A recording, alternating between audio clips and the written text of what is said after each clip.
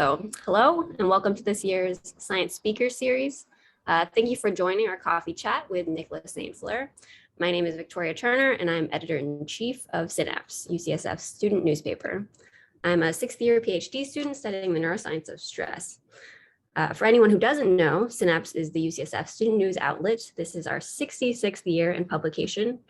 Our goal is to provide a platform for anything trainees want to write about. We also offer guidance on how to improve your writing and how to develop journalistic style.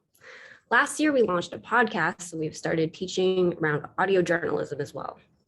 If you'd like to learn more, please come to one of our editorial meetings. These are every 2 weeks on Wednesdays at noon, so this time slot.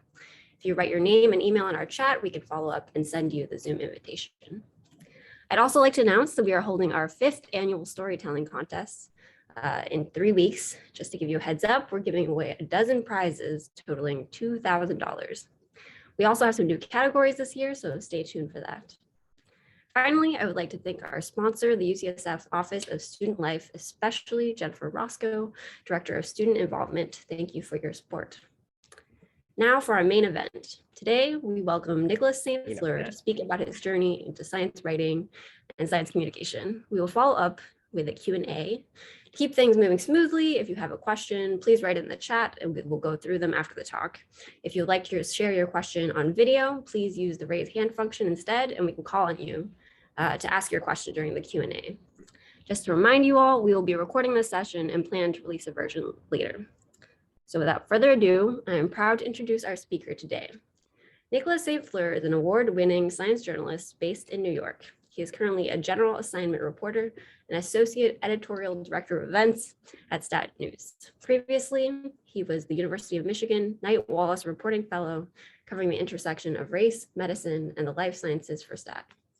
His stories have appeared in the New York Times and the Atlantic, and he previously completed internships at Scientific American, Science Magazine, NPR, and the San Jose Mercury News. He holds a bachelor's in biology from Cornell University and a master's in science communication from UC Santa Cruz. Aside from the numerous articles he has reported and written, he also published a children's book on dinosaurs in 2020. And as he mentioned in 2021, he documented his own colonoscopy experience to raise awareness around public health and screening. I had to mention that because that's amazing. Nope, of course. I mean, the more warning we give them beforehand, the better. It's UCSF. I'm sure they're all comfortable with it. And with that, I'll turn it over to you, Nicholas. Thank you for being here today. Victoria, thank you. Thank you for the invite and thank you for that introduction. I really appreciate that. And you said you study stress, right? So any tips for managing stressful situations, like speaking to a crowd of really smart people?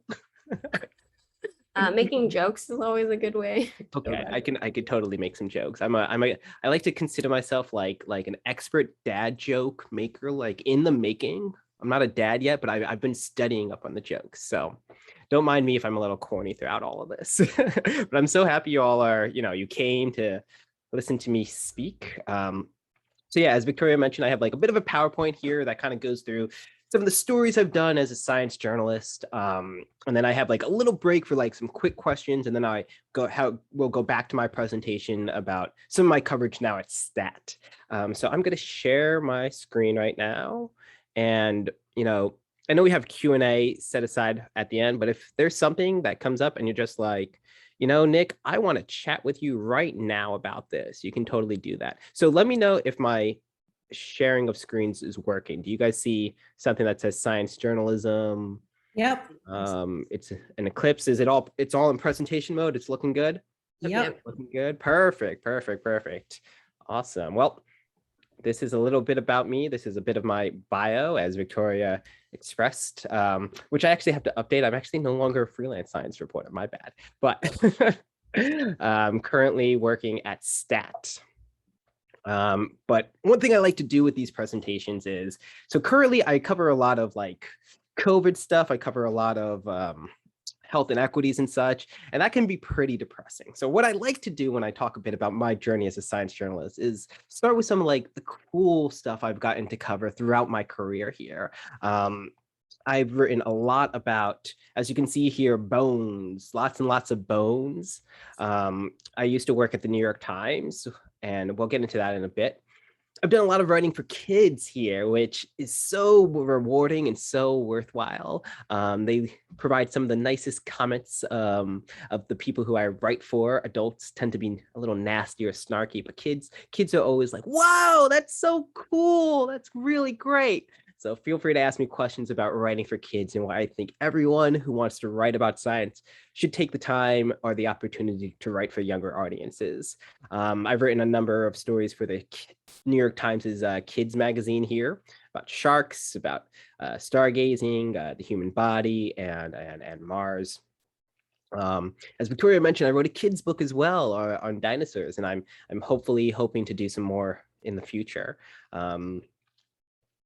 But let's get into some of the science journalism for adults I've done. So when I was at the Times, I was there for about 3 years, and my editor would lovingly call me his dead world correspondent. Now, I didn't get that on any of my business cards. I totally should have pushed for it. But the idea here is that I cover the dead world. I used to cover archaeology, paleontology, and actually a bit of space. So, things that were like dead, like super dead, and then things that are like, we have no idea when it comes to space, right? Could be alive, could be dead, could be super dead, we don't know.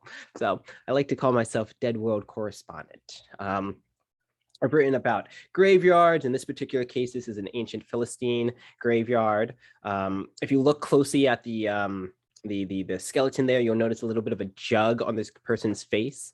The idea there was that archaeologists are wondering whether the jug was put there to kind of give the deceased something nice and sweet to smell in the afterlife, or did like this whole place just smell really bad and they needed to find a better way to make the grave area smell better. So I'm kind of just throughout this presentation going to give you like snippets of some of the stories I've covered. If you have like questions about anything, put them in the chat, or feel free to like ask during the Q&A. I've written about underwater archaeology, and this particular case, this is the ruins and the Antikythera shipwreck. This is like a Roman era shipwreck back in that's around Greece. But what's interesting about this particular case is that they had all these really cool bronze statues that these archaeologists, they dove to the bottom of the sea there to kind of look at. This was like the Baltic Sea, I want to say. Super cool stuff. A funny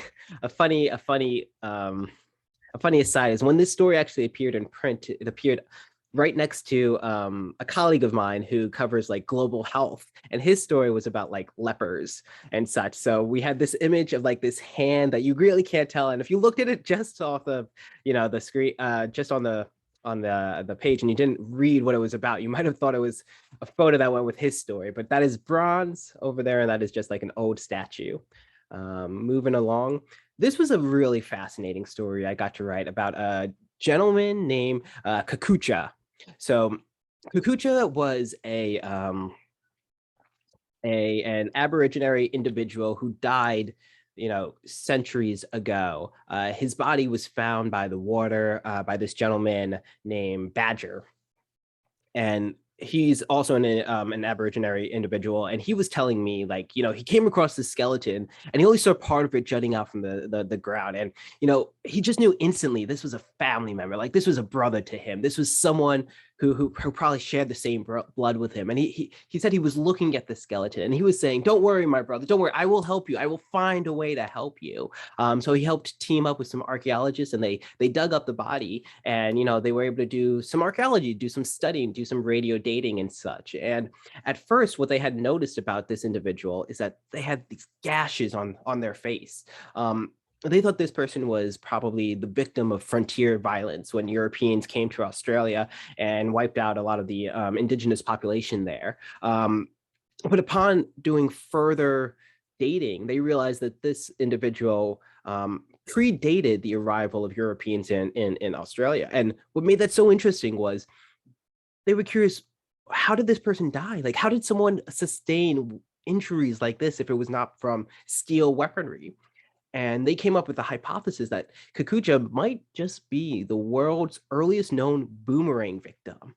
In this particular case, the people would use boomerangs, kind of like these sharpened pieces of wood, not necessarily the ones that you would throw and then come back. these ones would be used kind of as like an axe or like a hammer to hit folks with. So that was a pretty interesting discovery to write about. But I think what was most touching for me is that Badger insisted that they rebury this individual, which doesn't happen often, I would say, in archaeology and a lot of the stories I've covered. But he was insistent, if you're going to study this individual, we then rebury them. And he had a whole ceremony, a traditional ceremony to rebury Kakuja, which, I thought was just so touching. But as a Dead World correspondent, you cover a lot of gruesome stories. I don't know if anyone here are a fan of Game of Thrones, or in the year 2022, if you can still call yourself a fan after the way the series ended. I mean, I still do, but I know, mixed opinions. But this story I got to write sounded like it was straight out of Game of Thrones. So this was a sneak attack on a Swedish fort known as the Sandby Borg Ring Fort. It was located on an island called Åland Island in the Baltic Sea. And what was so interesting about this is that this was a fort in the area, right? But when the scientists were kind of like digging up, they found numerous dead bodies from this attack. But what was so interesting about the dead bodies is that, they were found in such a way that it looked like they were taken by surprise. Some of these people died in the middle of their doorways. Some of them died, just as if they were in an attack. And most of them had like defensive wounds, if that. And then from what I remember from this, because it was such a heavily put together fort, the scientists kind of concluded that they think it was an inside job. They think that a neighboring town or something may have teamed up with someone who lowered the defenses or allowed, the invaders to sneak in and basically slaughter all these people. On that gruesome note, of the, I think 20 or so bodies they probably have found, I think there's like more than 100 that they think are there, but of like the 20 or so bodies, so far they've only found men who were killed there. They don't know what happened to the women in this area. And when I talk about like some of these bodies, there was one case from what I remember. They think this guy was either the leader or like a shaman or something, but he was, not only was he killed, but they put his body in a fire, right? So his body, like the bones were charred, and they put like, I think it was like a goat's tongue or goat's something in his mouth. You'll have to forgive me. I haven't read the story in a moment, but they wanted to make sure this guy was humiliated in death. And I just thought that was there was animosity here. So as a Dead World correspondent, you get to, write a bit about just human conflict across centuries, across eons. And it's just it's interesting, but it's also just like, wow, it's wild to think about or to watch. And then to also compare it to the conflicts we have going on today and realizing that how violent we are as a species, how violent we are as people on this planet. Sometimes I write mystery stories, which are really fun as well. I wrote this story back in 2018, I want to say, called "The FBI and the Mystery of the Mummy's Head." So about 100 years ago, there was this tomb in Egypt that these Harvard archaeologists uncovered. They basically went inside and, maybe they were expecting riches, maybe they were expecting something extravagant, but instead what they saw were wooden statues, if you will, just thrown all over the place. It was basically ransacked in antiquity at some point. A lot of the stuff was burnt as well. And what they found when they went up to the coffin was this head just sitting there on the coffin, just like, and, body thrown to the side and such. They had no idea who exactly it was. They knew the tomb belonged to a governor named Jehudinacht, which I don't know if I have the spelling there, but it's some pretty wild spelling, Jehudinacht. But they weren't sure if this individual was Jehudinacht, the governor, or perhaps his wife, Lady Jehudinacht. They couldn't tell because all they had at that time was the head. And then the idea is that the grave robbers came in. There were probably some jewels around the neck, so they ripped off the head, took the jewels, and skedaddled, and then lit the place on fire. So they brought this they brought this to the U.S. and it's been in the Boston Museum of Fine Arts. I want to say MFA Museum of Fine Art. Yeah. for like over a century, right? And um, even the curators weren't sure if this was a man or a woman.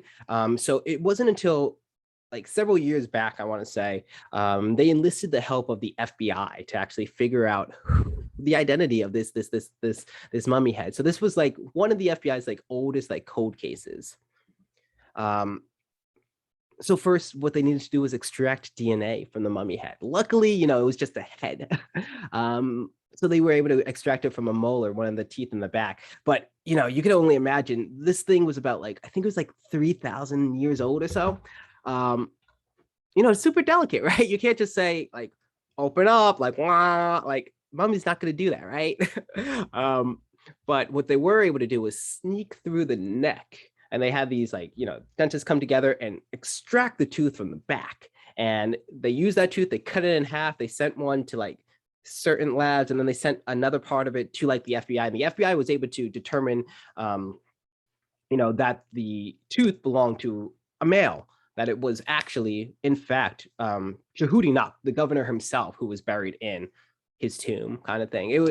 There were a lot of questions about whether or not who it was, because part of the clues that may have helped them figure out if it was a woman or a man, like looking at some of the bones and facial structures from the experts I was speaking to, those were missing because of the mummification process. There's this thing called the opening of the mind or opening of the mouth.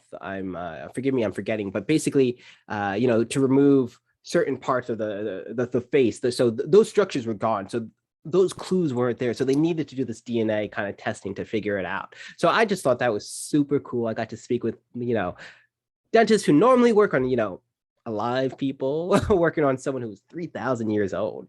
So mummies, one of my soft spots, an area that I love to cover, but another area that I'm super passionate about, dinosaurs. Okay. This particular dinosaur I wrote about was known as like a kind of tiny tyrannosaur. What I love about covering dinosaurs is that it gives you a moment to kind of step back and really think about our place on this planet. Dinosaurs were like, the dominant force for what, like 160 million years or so, right? That's a long time, right? They just thinking about how they ruled, how they reigned supreme over these same lands that we now, that we now, live our lives on is just crazy to me. In this particular case, we were talking about how tyrannosaurs started off small because they weren't top dog. There were another dinosaur species, allosaurs at this time, which are similar to tyrannosaurs, except their arms weren't quite as puny. They were a little more developed. They could flex them a bit.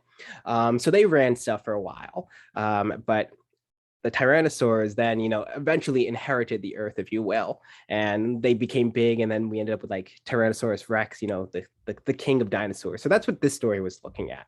But one way I like to put in perspective is that like you and I right now, we're chatting on this Zoom. Some of you might be like texting friends on the side or on Slack or something. Like this technology that we have right now, in this moment right here, we are closer in time to T-Rex than T-Rex was to Stegosaurus. Now, isn't that just mind-blowing? Especially when you think about Stegosaurus, the one that had like the plates all around its back. Any like dino-obsessed kid will tell you, well, probably have a Stegosaurus and a T-Rex together. Most play sets sell them together, but they did not inhabit this earth at the same time. So I just think like when I think about the longevity of the dinosaurs, I mean, obviously some of them are still around. You might have them as pets. You might have had them as dinner last night in the form of birds, chickens, but it's just wild to me. I once wrote a story about something called Thanatos dergrudum, I want to say his name is, but this is known as the Reaper of Death. What I like about this particular story is that this was discovered by a citizen scientist, just some person walking on his way, walking near some water, I want to say, and he's just walking and he's just like looking on the ground. He's like, hey, that looks like a dinosaur like mouth, like a jar. And he picks it up. He's like, I think this is a dinosaur jaw. It took a couple of years, but eventually he was able to get it into the hand of some paleontologists who were able to confirm that it was a new species. So this is a pretty fun one. I write a lot about fossilized amber, or I used to at least. There are a lot of ethical issues when it comes to writing about amber because of the amber trade. and a lot of issues happening in that, that particular part of the world, Myanmar. But what's cool about this is that, you have these little like time capsules to creatures that lived millions and millions and millions of years ago. Over here, you see what was believed to be a dinosaur tail, a literal feathered dinosaur tail. You have over here this kind of thing that looks like a spider, but it's also kind of like a scorpion. I said that it kind of like haunted the nightmares of dinosaurs, but this thing was actually super small, so it probably didn't. The other one is like a bird, like talon from back then. So dinosaurs, super cool, super passionate about. But space is wild, man. And women. Space is wild. Okay. When I was at the Times, my beat, I like to say that we had two, top-notch, top dog space reporters, one being Dennis Overby, the other being Ken Chang. And Ken would write about basically anything within the solar system. Dennis would write about anything outside of the solar system. And I got like the space dust or the crumbs that fell in beneath. And luckily, one story I got to be one of our like lead reporters on was the 2017 total solar eclipse. Now I'm looking in the crowd here. Was anyone in the line of totality for the 2017 total solar eclipse? Or did anyone hear? Yeah, I see Iris shaking her head saying yes. Yes, I see Victoria raising her hand. Yes. We drove like 16 hours. Oh yeah, you got to see it. How cool was that? Amazing. That's awesome. So I got to cover it as a reporter. And this was something I loved. So over here, you see this was like the line of totality. It's stretched all the way from, Salem, all the way in like Portland, all of that area, all the way down to Charleston. And basically this was like the line of totality. And I got to write about I got to cover that this was happening, but I also wrote a story about eclipse chasers. Now, eclipse chasers, this is what I want to be when I grow up. Honestly, I'm like an adult now, so I could do that now. But basically, these are people who they get an adrenaline rush by being in the shadow of the moon. All right, they travel across the country, not across the country, across the whole world, right, looking for totality, looking for this point where the moon blots out the sun during a total solar eclipse. And I spoke with folks who have traveled to remote islands in the Pacific. I've spoken to folks who have gone to like Gabon, who have gone across like deserts, who have gone to the Arctic. Here's some of them. This is Kate Russo, I want to say. This was Hakeem Alusi, who is an astrophysicist or a solar physicist, my mistake.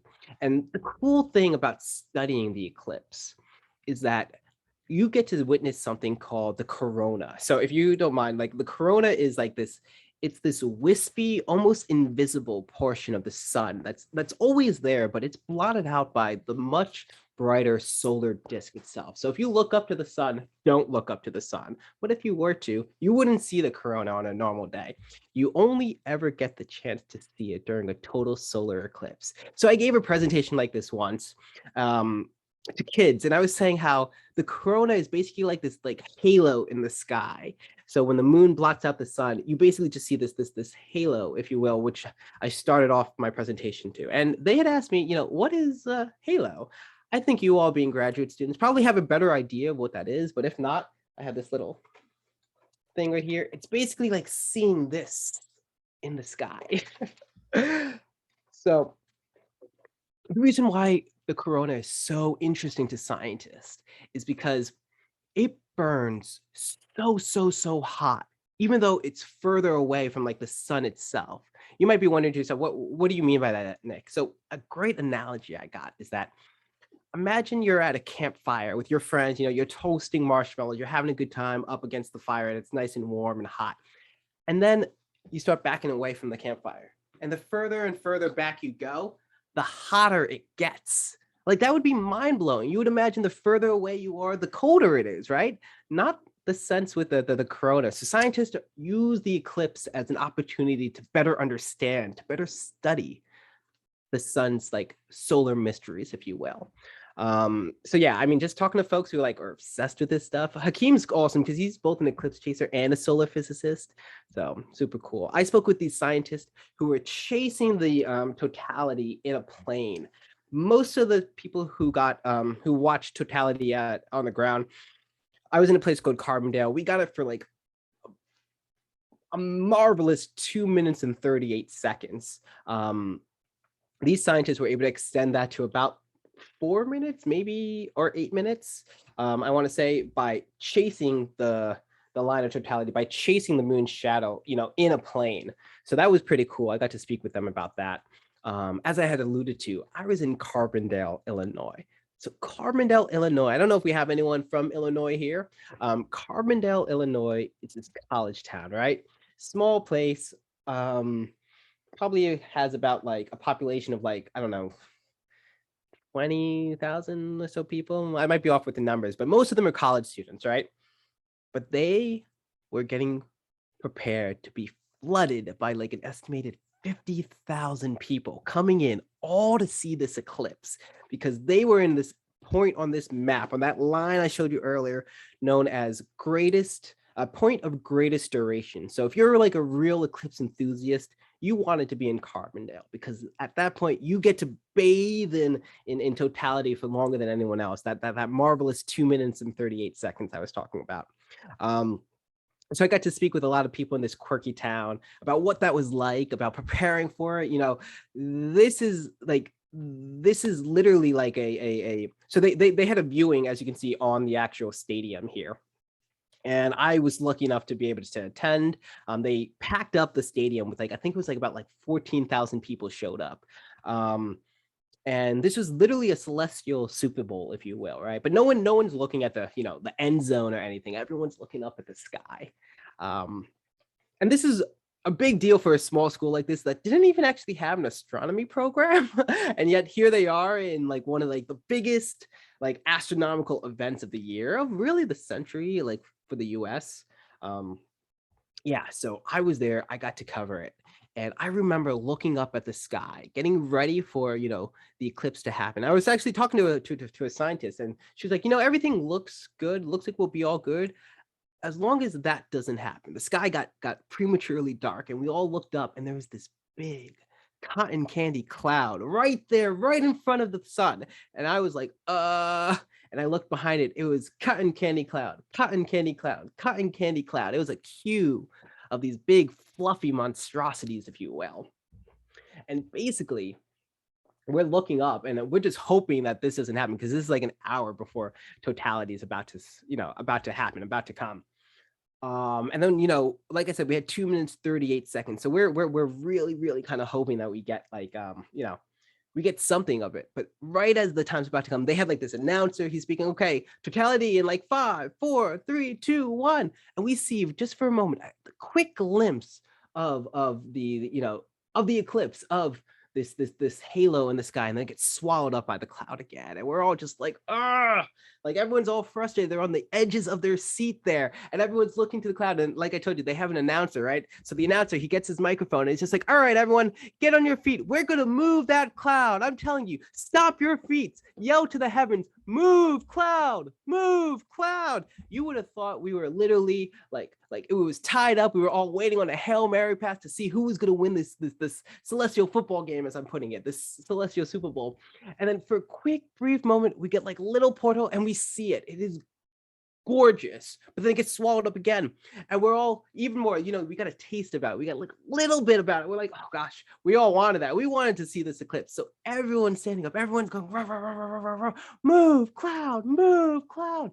And then we're counting down. Like I said, we had 2 minutes and 38 seconds. We're at 2 minutes 35, 2 minutes 36, 2 minutes 37. Right then, boom, the cloud moves and we see it. Everyone is gazing at what I would say was the most beautiful natural phenomenon you could ever get the privilege to see as a human being on this planet. I know that sounds like hyperbole, that sounds like a lot, but if you haven't seen it, then you got to see it yourself. It is so beautiful. So that was one of the coolest stories I got to write about for the Times. In this case, this was someone who was part of this team to help kind of map out the eclipse over the course of as it went across the country. He was like that euphoria, that excitement of everyone just finally being able to see what's happening here. So yeah, this is what you ultimately get to see with an eclipse here. And I'm pausing here for questions. I know I spoke a lot about kind of that stuff. I have more to say when it comes to like stat stuff about like COVID coverage and health disparities, but I wanted to give you all a quick moment. If you have any kind of questions about the science that I covered here, feel free to ask. We can go back to the presentation. Yeah, go ahead, Woody. Yeah, thank you for your very exciting descriptions of the projects that you've worked on. My questions for you, my question for you would be, why those stories, especially from someone like me who doesn't have intimate knowledge of the places you worked at or the journalism norms in general. Could you shed some light on why those particular stories? Was it out of personal interest or some other Sure. factor? Woody, was that a solar eclipse pun there? Shed some light. Well, but it wasn't intended. Okay, maybe you have the dad joke gene and you just didn't even realize it. Yeah, I mean, so I'm fortunate, or I was particularly fortunate in that a lot of my stories I could pitch myself. And I'm a very curious person. I want to know how the world works. I want to know how people work. I want to know how the people who study how people work, how they work. So I'm was very fortunate in that I got to ask all of these questions. I found a good number of these stories. Sometimes as a journalist, you get access to studies that are coming out with a couple of days notice before they appear in a journal. This is something known as the embargo system, right?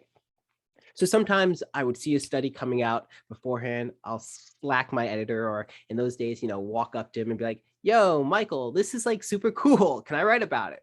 And, as my time went on, my pitches could be a little more informal like that. And he'd be like, yeah, sure, Nick, go ahead.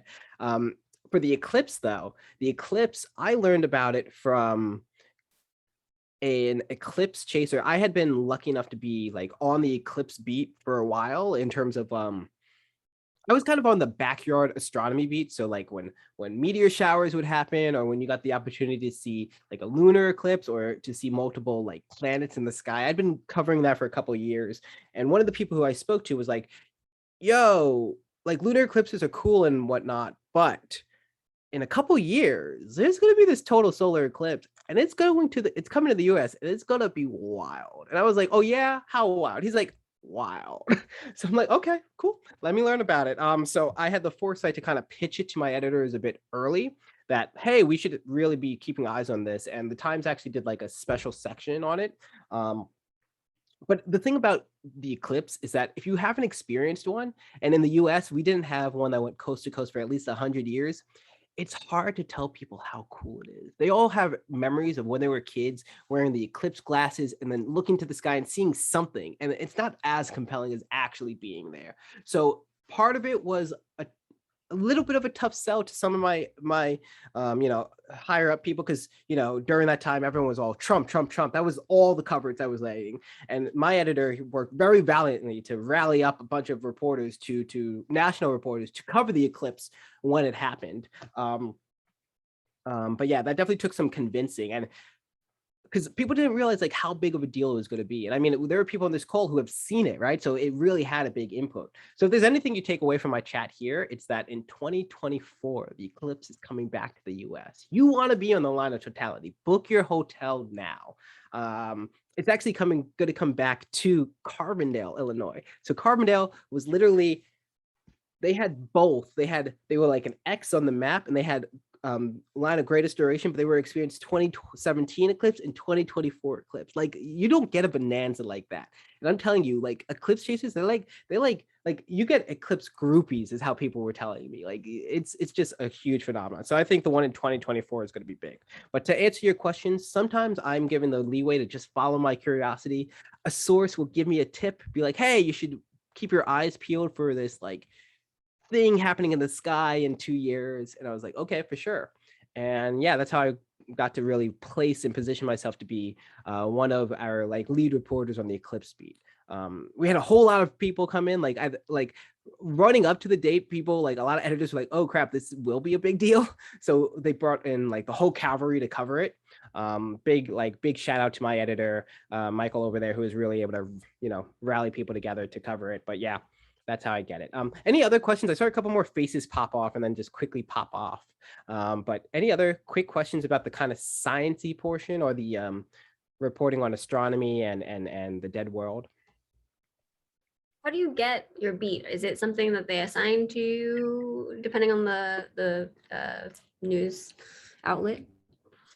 Depends on the news outlet. Depends. Sometimes you'll apply to a job that has a specific beat in mind. Like at Stat, we hired not that long ago a cancer reporter, and that's a very specific beat. A good friend of mine named Angus who covers cancer. So sometimes you come in through a specific beat that they bring you in.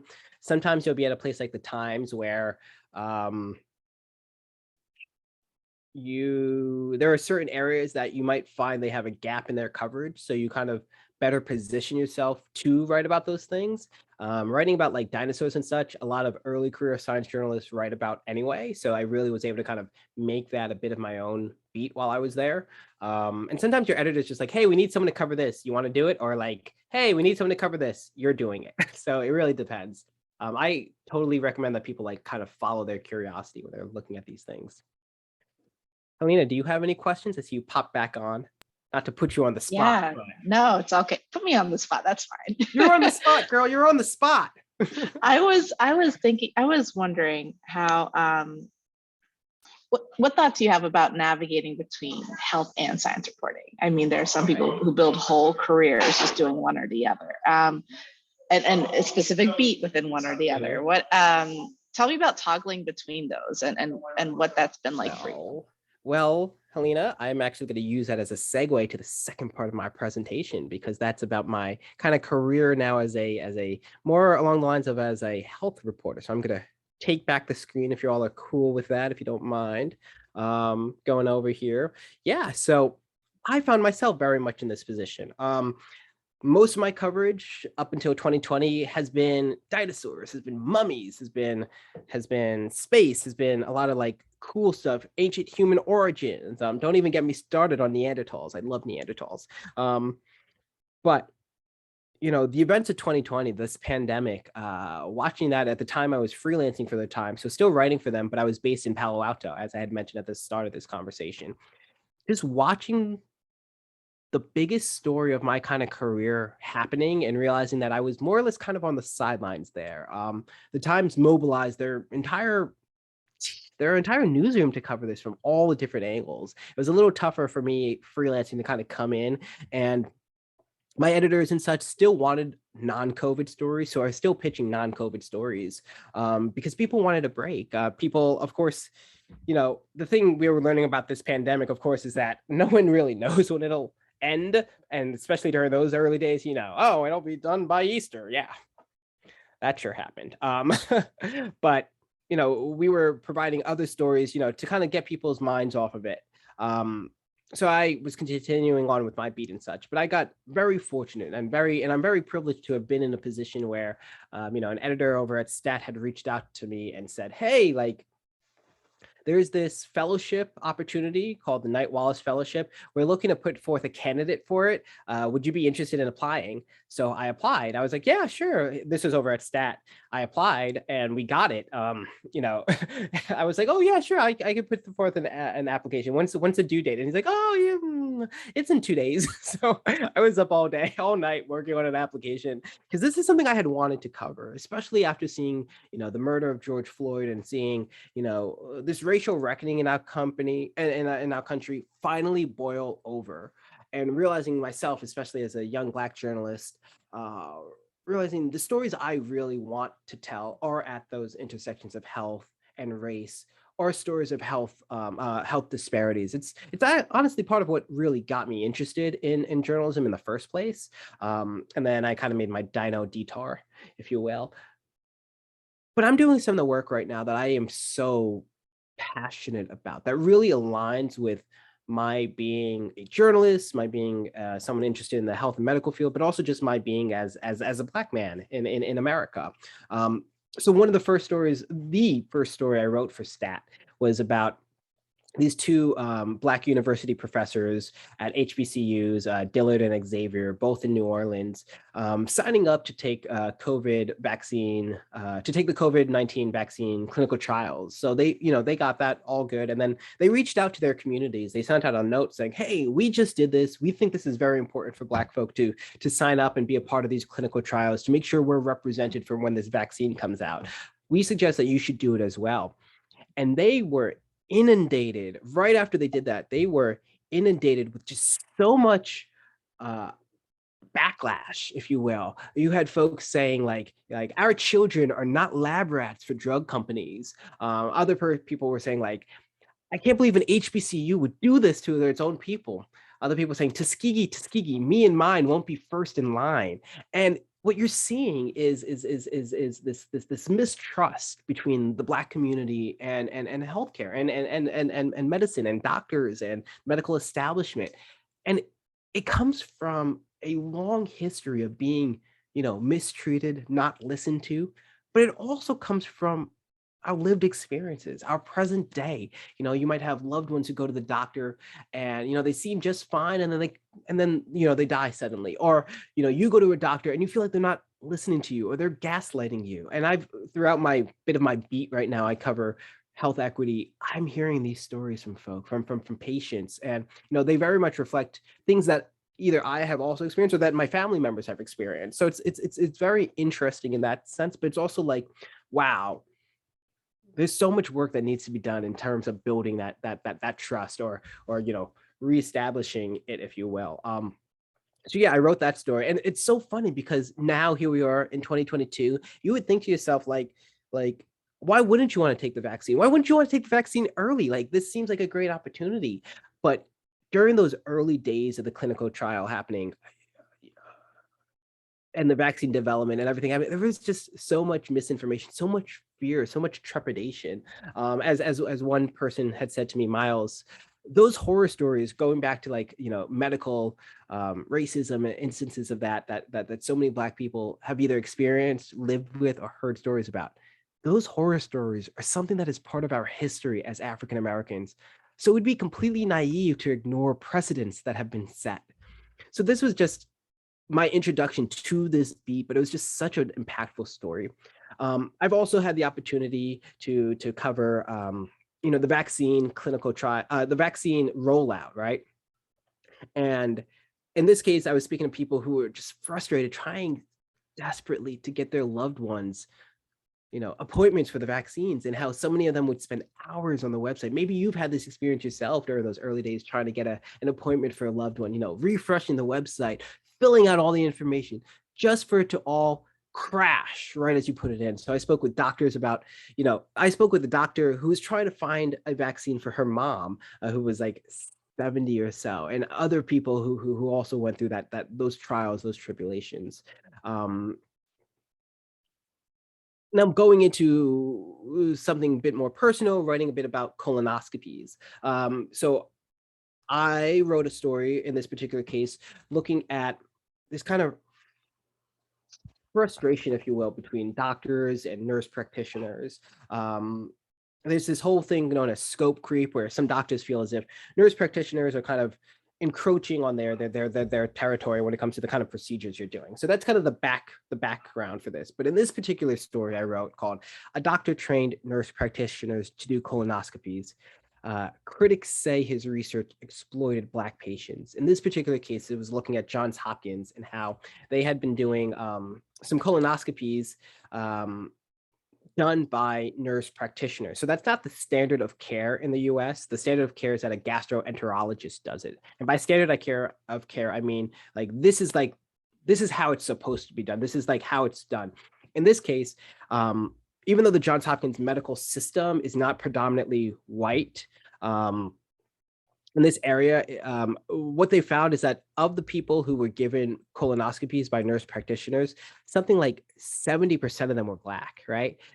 So it was this disparity in terms of who gets this quote unquote experimental, colonoscopy. And I know it might sound like a bit off because it's just a different person doing it, but normally the way you would do this is through a random, a randomized clinical trial where some patients coming in, randomly would get nurse practitioners, some of them would get doctors. You compare them together. And if you were to do that, your chances of ending up with like 70% of them being Black probably wouldn't have happened.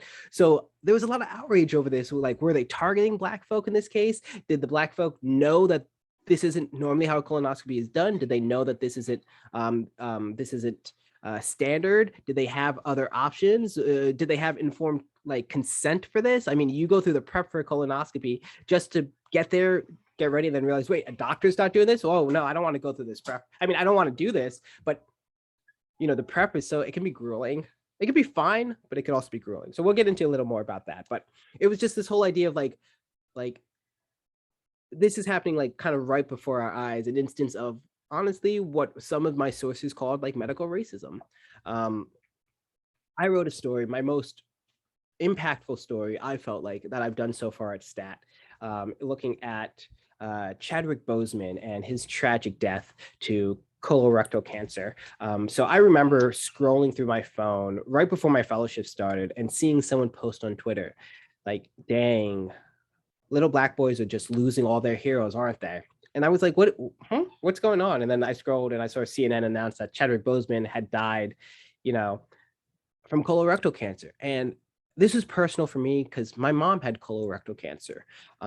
She was diagnosed when she was 34. Luckily, they found it early through a colonoscopy and they were able to save her life. But that put me at a higher risk of developing it myself. I knew this was part of my family history. I knew this is something I should have been more proactive about, but I wasn't.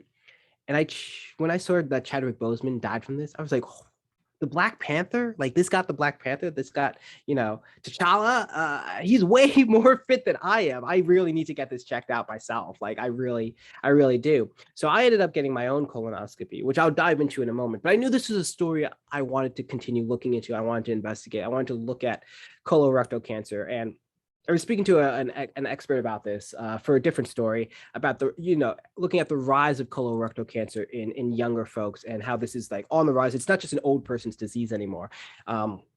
Younger folks are getting it as well. And he had told me that he mapped out all of these hot spots across the US where young folk are dying from this, especially young men.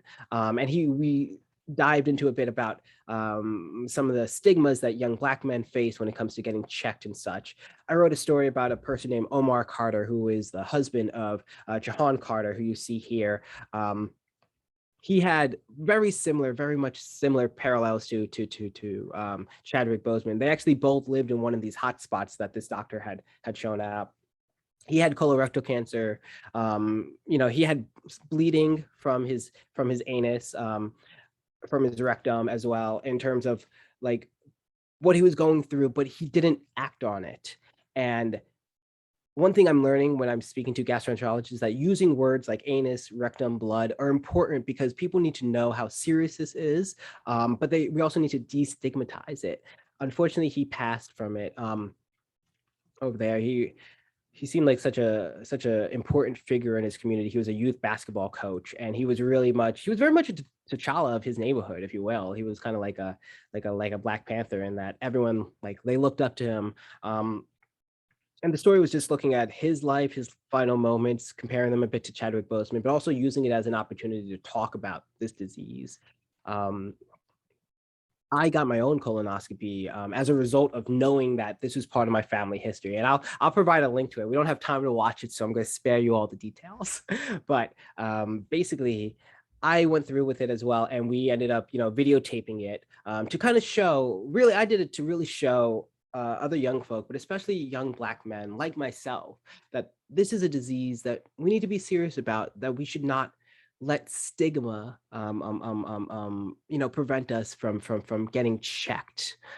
So I found this to be a very powerful story to tell, and the feedback I got from it was very heartening, if you will. It just made me feel like I'm doing the kind of journalism that I want to do, that's impacting communities that I want to impact, and will hopefully elicit the type of change that I want to see in the world. And now my current project at the time at STAT, hold on. Let me just go to the end of this. is Color Code. This is a podcast I'm doing on health equity, on racism in medicine, that you all should listen to because it's not that bad. It comes out every other week. And we look at issues of mistrust. We look at issues of historical issues of medical racism. We look at issues of problems in AI. We look at the Black maternal mortality crisis we're going through right now. And my goal with this podcast is to bring these experts and bring these patients together so that we can further contribute to this conversation on health equity in our country in hopes of improving it, but and also in hopes of leading us towards a more anti-racist form of medical care in the US. So yeah, that's a bit of my presentation. I know I went a little long there, but if you have questions, feel free to ask them, and I can stay a little longer as well. But thank you all so much for just listening. And I'll be sure to send some links if you all want to, watch my colonoscopy or anything. I promise it's tasteful. I actually ended up on Good Morning America, and they showed it to millions of folks. So that's my fun fact. A lot of people have seen my insides. But if you walk away with anything from this, I hope you walk away with thinking that issues of race in medicine are important, and we need to continue to raise the alarm on these issues and the change that needs to be done. That's one. And then two, 2024, y'all, you need to be in that line of totality for the eclipse. I'm telling you, it'll be worth it. And you'll be like, oh, that guy, that science reporter told me about it a couple years ago, and he's the reason I'm here now, and it was all worth it. So yeah, thank you so much for my presentation. It was really fun speaking with you all. And if you have questions, feel free to ask. Thank you so much. That was incredible. And what a wide range of work you've done. My gosh. I can't believe you're 31. Does anyone have any questions they would like to ask? I mean, if you don't, I'm just going to show the colonoscopy video. So you should all ask. I have a couple. Let's see. So what are some kinds of ways that science journalists can help make sure diversity and equity are something that's getting brought up and included in articles? Do you have any thoughts on that? That's a very good question, Victoria, and something I'm particularly passionate about and that I try to do in my articles, making sure I'm getting a diverse array of sources to kind of chime in. A couple of ways, in terms of concrete ways, when you're writing a story, there's a long author list. Oftentimes women are underrepresented in our stories, in science. And when it comes to getting the credit for things, I'm sure there are women authors on the paper there. You can quote people, reach out, make sure you're listening and you're hearing their voices. So I'm a big advocate for making sure you reach out to folks on the paper, not just the lead author or the senior author. Definitely speak with them, but they're not the only people who did the work. I'm huge on when it comes to diversity. I'm also really big on the diversity of who I quote on that scientific hierarchy. So I'm speaking to grad students all the time. I'm yeah, I know you all did the work. I know your PI is just kind of there overseeing it all. I know so I always speak with the grad students. I'll ask who really kind of did this. Oftentimes in the paper, they'll have acknowledgments about who did what. So that helps.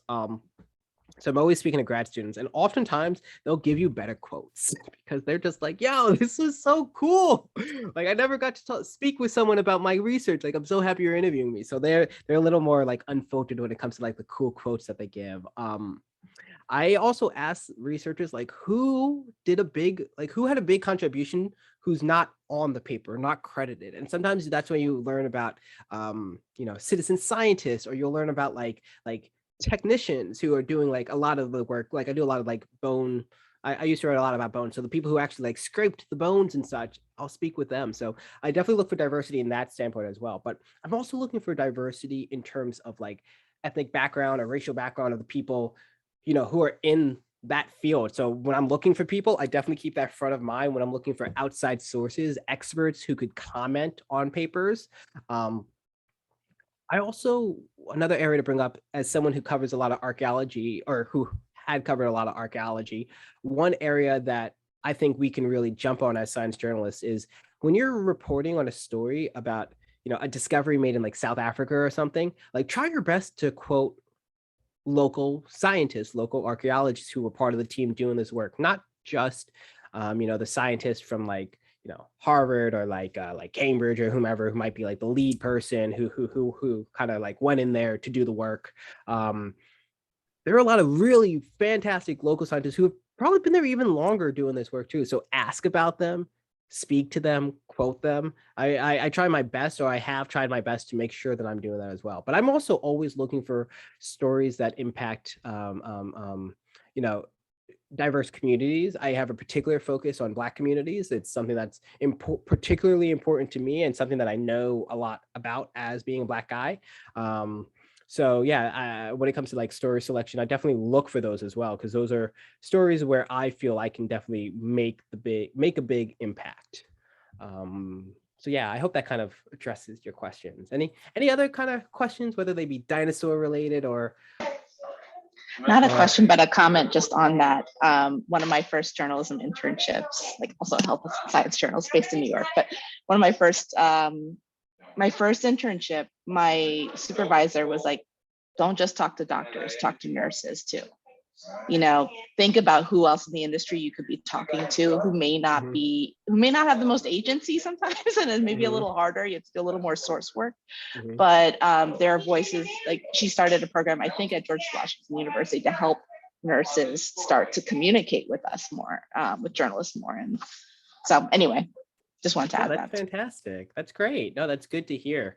And yeah, I mean, especially during COVID times, I don't think I've done enough of those stories myself, but the stories that I find so interesting are the ones who are speaking to like custodial staff at hospitals, or speaking to like technicians, whether it be like thoracic, like technicians, like some of the people who aren't necessarily the doctors, but are seeing these patients every day, or the people who are like in the labs, literally checking the COVID, like the PCR test, like literally doing those tests. Like there have been some people who have written about those folks, and they're like the kind of unsung heroes in this case, but like their stories, what they're doing is so vital, so important. So yeah, you need to reach out to as many people as you can to really tell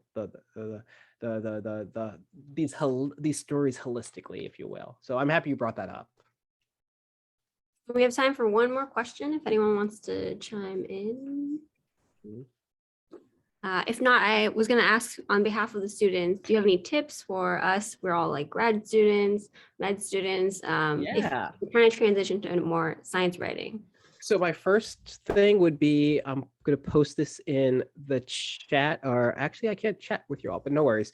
There's this fellowship known as the Mass Media Fellowship, which if you haven't heard about and you're interested in science communication, definitely put it on your radar.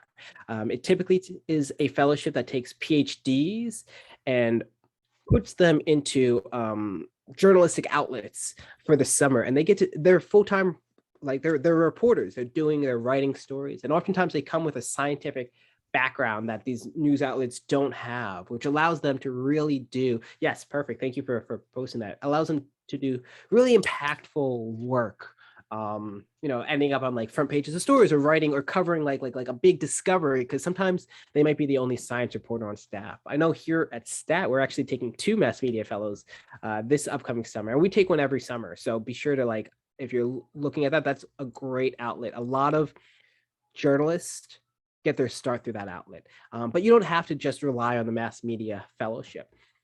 The low-hanging fruit are your school newspaper, if your school has one, like this one, what you have here, any kind of science outlets is great.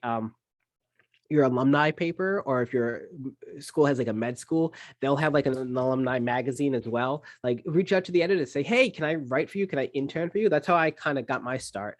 I wrote for my college's alumni paper, and that gets you your first published clips.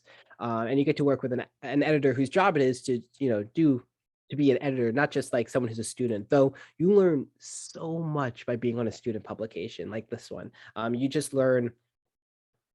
You're just kind of given that free reign to follow your curiosity. So I highly recommend, those of you all who are here, you're already on the right track if this is an area you want to go. But also feel free to reach out to me. Feel free to reach out to journalists whose work you admire going forward. I'm going to drop my email address right here. Be on Twitter. Twitter is super helpful for finding folks, but also just like being part of that conversation. So that's a great area too, to just learn more about science communication. And there are great resources like the Open Notebook. Look that up. They've got some great insight as well. And there's also this thing called NPR SciCommers. Sorry, that should be an NPR. NPR SciCommers, run by Joe Palca and Burley. Her last name's escaping me right now, but they bring in people who are very much like yourselves. It's like a Slack group, a community, to learn more about being a science communicator. But yeah, these are some areas. You could also just like pitch a story to like your local outlet or something, see what's happening. Journalism is a tough career, I'm going to be honest. The thing that's lucky for scientists, PhDs who are going into it, is that you're already underpaid, so you're familiar with not being, not going that lucrative route, which is definitely true with journalism. But where science journalism differs from being a scientist or someone at the bench is that, you are very much given that free rein to pursue your curiosity. You can speak to like some of the top scientists in the country, people who helped develop the vaccine, or people who have moons or exoplanets named after them. Like, you can really do anything that you kind of want to do within reason. But that's what really does it for me. I'm a curious person. I like being able to ask these questions. So if you're someone who likes asking questions and getting paid to ask questions, but you also want to make a difference, journalism, science journalism, is definitely one route, and an important route to do that. It's a tough route, but it can be so rewarding. And I'd be remiss if I didn't also add in writing for kids is super rewarding as well, because they're the next generation. They have the most curious minds as well. So if you get those opportunities, definitely go for them. The payoff is incalculable. But yeah, thank you all so much for giving me the opportunity to just share and kind of geek out and nerd out with you all. It was a lot of fun. And follow up. Feel free to follow up. Everyone, Yes, thank you so much. Thank you. Thank you all. have a great day, care. everyone.